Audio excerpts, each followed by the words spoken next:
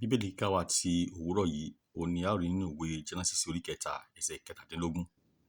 Ó sì wí fún Ádámù pé nítorí tí ìwọ gba ohùn aya rẹ gbọ́, tí ìwọ sì jẹ nínú èso igi náà, nínú èyí tí mo ti pàṣẹ fún ọ pé ìwọ kò gbọdọ̀ jẹ nínú rẹ̀, a fi ilẹ̀ bú nítorí rẹ. Ní ìpọ́njú ni ìwọ ó máa jẹ nínú rẹ̀ ní ọjọ́ ayé rẹ gbogbo. Ẹ káàbọ̀ sórí ọ̀rọ̀ yìí, òní ní ṣe ọjọ́ ìṣẹ́gun. Orúkọ mi ni Olúwábùnmi Àlàbí láti ìjọ The House of Prayer Baptist Church, Ìbàfò ní Ogun State. Ohun tí à ń wò òun ni àtúnbọ̀tán. Àtúnbọ̀tán jẹ́ àyọrísí tàbí èsì ìgbésẹ̀, ìpinnu tí ènìyàn gbé tàbí ṣe. Nígbà tí ènìyàn ṣe nǹkan yálà rere tàbí búburú, àtúnbọ̀tán tí yóò tẹ̀lé ni èsì tàbí òfin tó ń tẹ̀lé òfin. Gbogbo ìgbésẹ̀ ló ní déédé àti òdìkejì ìgbésẹ̀ tàbí ìpinnu. Bí ènìyàn ti ronú nínú ara rẹ̀, bẹ́ẹ̀ gẹ́lẹ́ ni ó máa rí. Ìwé Òwe orí kẹtàlélógún. Èrò rere mú èso rere wá, èrò búburú mú èso búburú wá.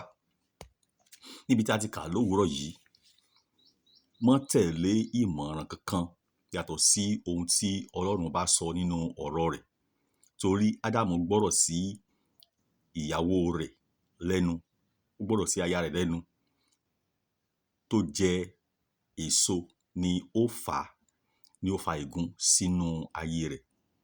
Mi ò ní kí o má gba ìmọ̀ràn láti ọ̀dọ̀ ọkọ tàbí aya rẹ o.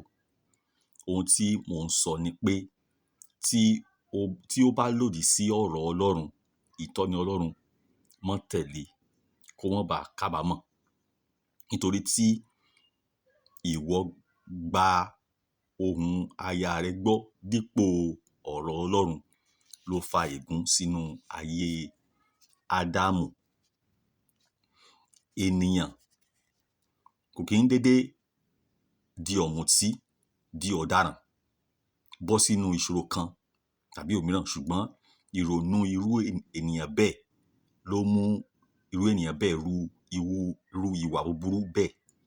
Kì í ṣe nítorí ọrọ̀ ajé orílẹ̀-èdè dojúkọlẹ̀ ni ó mú àwọn ènìyàn hu ìwà ọ̀daràn tàbí ìwà tí lọ́kọláya hù sí ara wọn tó mú kí wọ́n máa ṣe àgbèrè.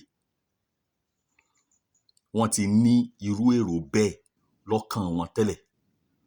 Wọ́n kàn lo ìyẹn gẹ́gẹ́ bí àwáwí ni. Ádámù àti Éfà, Jésù orí kẹta láti kà, wọ́n jẹ èso lòdì sí ìtọ́ni Ọlọ́run. Ó fa ìpọ́njú, ìdààmú, a sì lé wọn kúrò nínú ọgbà Édẹ́nì. Ní gbogbo ìgbà tí a bá fẹ́ ṣe ìpinnu, yálà ọmọdé tàbí àgbàlagbà, mo fẹ́ ká máa rántí kí ni ọ̀rọ̀ Ọlọ́run sọ nípa ohun tá a fẹ́ ṣe.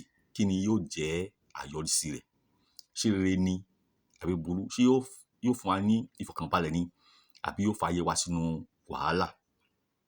Ákánì nínú ìwé Jóṣúà orí keje, ohun tí Ọlọ́run ní kí wọ́n má mú, òun ni Ákánì mú,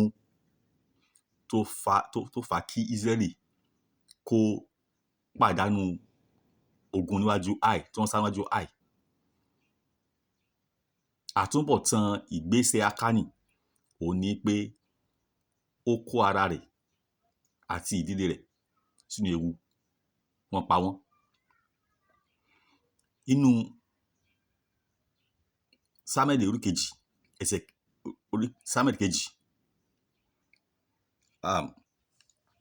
a rí níbẹ̀ orí kejìlá, a rí ọba Dáfídì, ó gba ìyàwó Ùráyà Bẹ́ṣébà, ó tún pa Ùráyà ọkọ rẹ̀. Ọlọ́run sọ wípé torí tó ṣe eléyìí, idà kò ní tán nínú ìdílé rẹ̀. Lóòótọ́ ni ó ṣègbádùn ìṣẹ́jú 5 tó tún mú pa ọkọ Ùráyà, ọkọ Bẹ́ṣébà tí í ṣe Ùráyà, ṣùgbọ́n àtúbọ̀tán rẹ̀ kò ṣe nǹkan tí ènìyàn gbọ́dọ̀ là kọjá. Lówùúrọ̀ yìí, àti ọmọdé àti àgbàlagbà, ohun tá jẹ òun là ń wá. Mo pàdé pé a ò ní pàdé ohun tó máa jẹ wá. Ohun tá máa ṣe tó máa kó wa sínú wàhálà bí ìdààmú tí ó di òkúta lẹ́nu wa. Mo gbàdúrà pé oore ọ̀fẹ́, agbára Ẹ̀mí Mímọ́ kó bà lé ayé èmi àti ẹ̀yin láti ṣe rere nínú ọ̀sẹ̀ yìí lórúkọ Jésù.